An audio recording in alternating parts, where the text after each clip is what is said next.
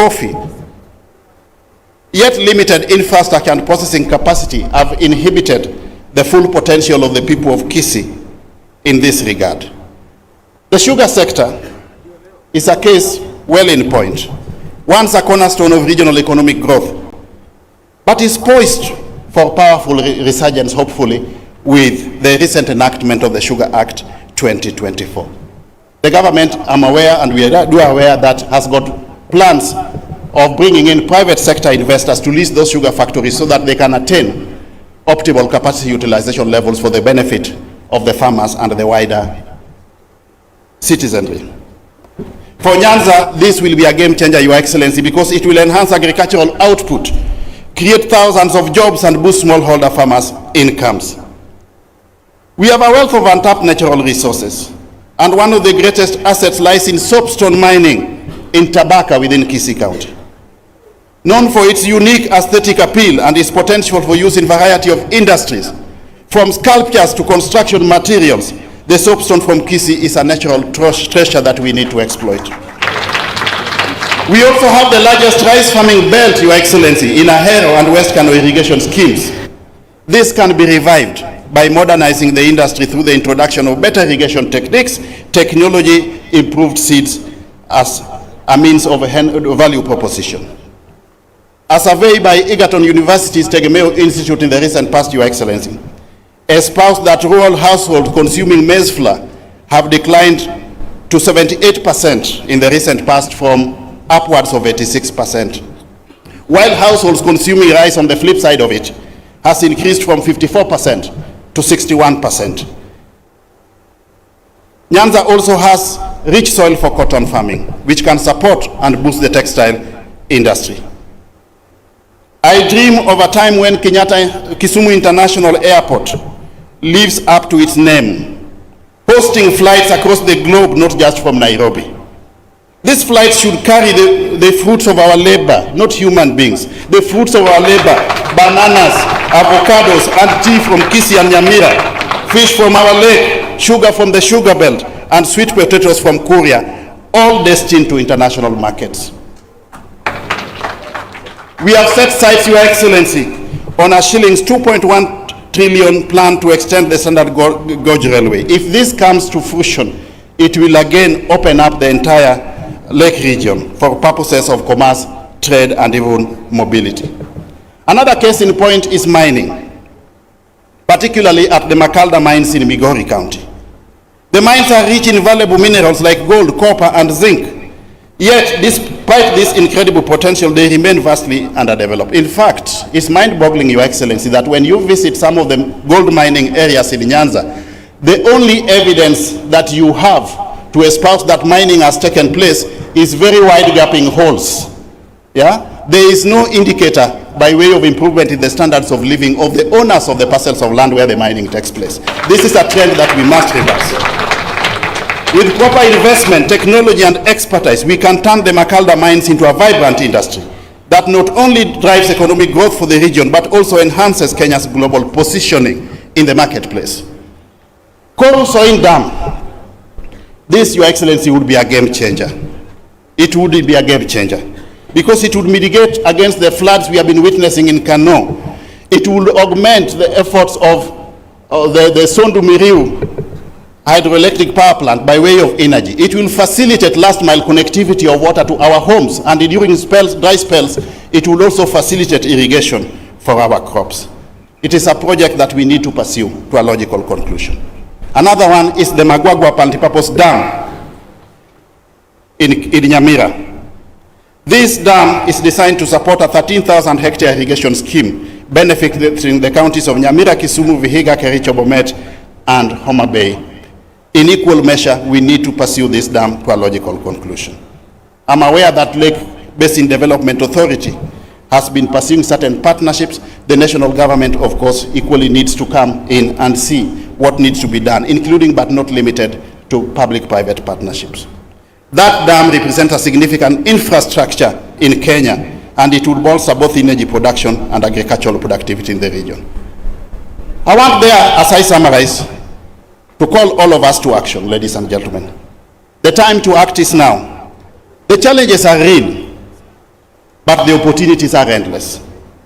Nyanza's growth and prosperity are within our reach, but it requires bold action, investment, and collaboration. And that's why we are reaching out to all stakeholders, including but not limited to private sector investors. I stand before you here today to call on all stakeholders, the national government, the county government, investors, the diaspora, professionals, development partners, name it, to join hands with us as a people of Nyanza and transform Nyanza into an economic powerhouse. This transformation, Your Excellency, will require investment in infrastructure, especially in the transportation and energy sectors. It will require skills development programs for our youth to prepare them for the job market of tomorrow. Public-private partnerships that foster collaboration between government, the private sector, and international donors, and support for local entrepreneurs in sectors such as agriculture, mining, and manufacturing. The promise of this region is immense, and it is within our power to realize it. The time for talking is over. Now is the time for action. Together we can unlock the potential of Nyanza and transform it into a thriving, prosperous region that contributes meaningfully to the economy of Kenya. With vision, determination, and strategic partnerships, we can shift from an economy of dependency to an economy of innovation and sustainable self-sufficiency. But none of this is possible without your support, good people. It is you, our investors, the donors, the partners, the professionals within our midst here, who hold the key to unlocking Nyanza's full potential. We cannot leave everything in the hands of the national and county governments. We must come in as agents of necessity to also augment their efforts. This conference, therefore, Your Excellency, is not just a gathering of ideas. In my view, and well-considered opinion, it is a birthplace of action. What we do today together will shape the future of generations to come. The investments that we make, the partnerships that we form, will not only yield financial returns, but they will also be a testimony of our belief in the people of Nyanza and the boundless opportunities in this region, and for the greater good of Kenya as a whole. We are not waiting for change. We are creating that change ourselves. We are embracing Nyanza's potential, breaking free from the chains of our past and reaching for the stars in the future. We, the people of Nyanza, are asking you all to work with us. In return, I promise one thing, that your investment will not just be measured by profits alone. It will be measured in the stories of young entrepreneurs, of farmers whose livelihoods are transformed, of communities empowered, of infrastructure that drives growth, and of a region that rises to meet the challenges and opportunities of the 21st century. And I see a future, Your Excellency, where no young child in Nyanza struggles to survive childhood. This is our opportunity. The challenges are clear, but so are the opportunities. We have the resources, we have the people, and most importantly, we have the will to change. It's time to transform Nyanza. This will require transformational leadership, and it will require the input of all of us. The future of Nyanza starts today. The time for action is now. Yes, we can do it, and it must be done. Thank you very much.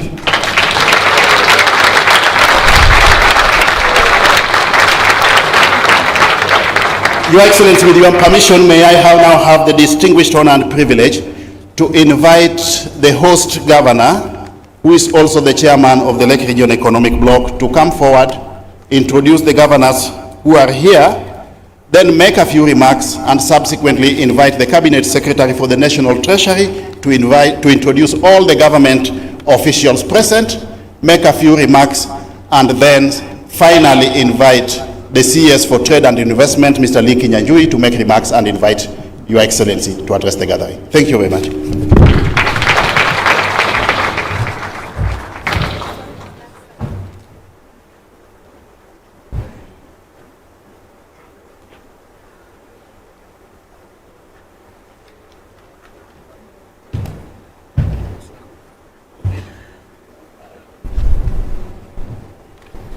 Your Excellency, the Vice President, my dear friend and colleague, Professor Kithure Kindiki, the governors, my fellow governors who are here, Governor Jim Orengo of Siaya. Jim, can you wave to the crowd? Governor Arati from Kisii, Governor Wanga Gladys from Homa Bay, and Governor Ochila Yako from Migori, Governor Ken Lusaka from Bungoma, and Governor Nyaribo from Nyamira. As you can see, the shakers and movers of change in this part of the world are these governors.